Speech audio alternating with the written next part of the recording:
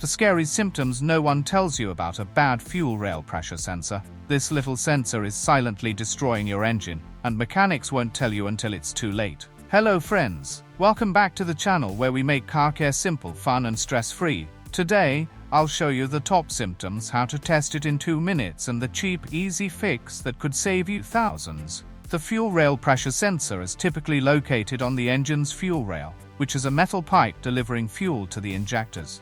This tiny sensor controls your engine's lifeblood, fuel pressure. When it fails, your car goes crazy. Here are the 5 deadly signs you must watch for. Engine stalling or sudden power loss. Does your car randomly shut off at stoplights or while driving? That's not normal. It means your engine isn't getting the right fuel pressure. Hard starting or cranking but no start. If your engine cranks forever before starting, or just won't fire up, your sensor might be sending false signals to the ECU. Poor acceleration and hesitation. Does your car feel weak when you hit the gas, like it's dragging an anchor? That's a classic sign of low fuel pressure. Rough idle or engine misfires. If your engine shakes like it's possessed at idle, the fuel rail sensor could be lying to your ECU, causing uneven fuel delivery.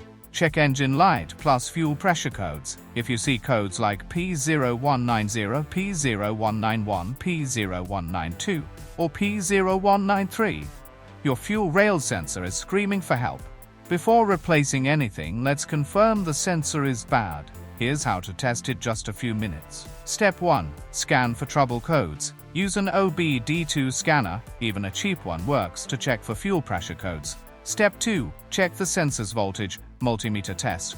Unplug the sensor and test for 5-volt reference signal and ground. If there's no power, you might have a wiring issue. Step 3. Inspect for physical damage or leaks. Look for cracks, fuel leaks, or corrosion. If you see any, the sensor is bad. Replacing this sensor is super easy. Here's the step-by-step guide. Tools needed. New fuel rail pressure sensor.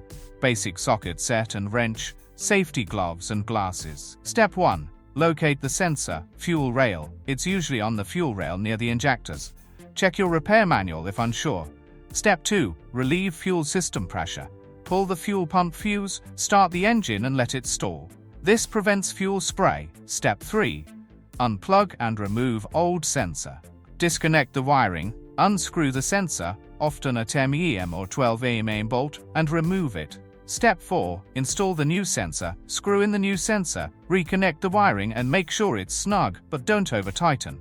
Step 5. Test drive and check for leaks. Reconnect the fuel pump fuse, start the car and listen for leaks. Take it for a test drive. If the symptoms are gone, you did it. Boom!